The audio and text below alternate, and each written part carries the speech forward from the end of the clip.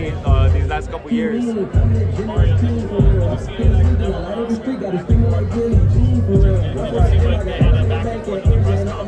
I saw, yeah. It's wild, but I mean, it's boxing. Yeah, like. Helps on the fight. I think it is, like knowing that even the promoter is now getting involved, from Golden Boy. It's interesting. Do you think that it makes the fight more difficult for Jaime Munguia? The words that Oscar De La Hoya said. We've largely seen Canelo Alvarez be pretty chill during this promotion, and today he just kind of erupted. Yeah, that De La Hoya might be, speaking too much for Jaime Munguia. But I mean, we all know Jaime Munguia. He's not much of a talker himself. But yeah, I mean, I don't know. What's your expectation for the fight? For the main event? Yes, for the main event. I think it's gonna be a banger. Actually, I think Jaime Munguia is gonna, prove a lot of people wrong. But I'm still giving the edge to Canelo off of experience. Mario, how big would it be for your career if you show out with this kind of audience? That's going to be tuning in for this card. I think with the audience, just the card, the whole opportunity. I believe that this is a fight that I had to show out. Like I want to win. Not only just get a decision. I want to win. Convincingly. I want to make a statement. Like as I try to every time I step in there.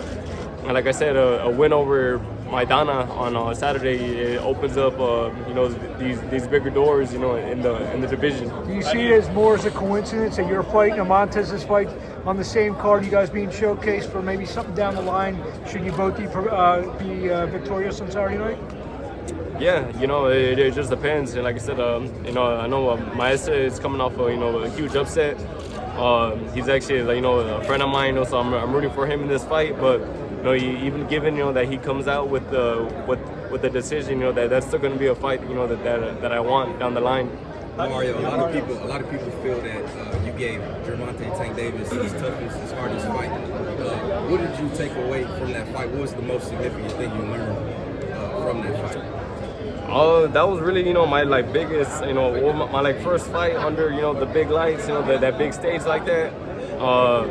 I knew when I took that fight, that it would be competitive, not only because of my size, but because, I had the boxing IQ as well. So I really feel that me and Gervonta, we brought out the best out of each other, that night. And I'm still very proud of that performance, I mean, it was a hell of a fight, but I mean, I was able to take away a lot from that fight, and then just continue to grow and add on. Couple more questions. What experience can you take away from the preparation for big fights like Gervonta Davis, in particular the fight week? What's something that you're using that you didn't before? Not so much using. I think for me, like I never really liked like all of this, being in front of cameras and everything, or speaking in front of public. And that fight week with Gervonta, it was it's kind of overwhelming at first, but that was definitely like the first fight where I saw things getting taken to that next level. So I had to get used to it and get used to it quick.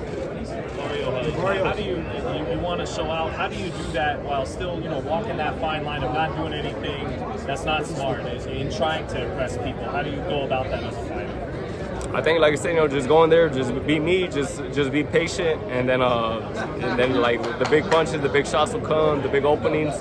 Like I said, I mean, I know I have the more experience, in these big type of fights, and I plan on using all that on Saturday. Last question. What do you think about Ryan Garcia's performance versus Devin Haney?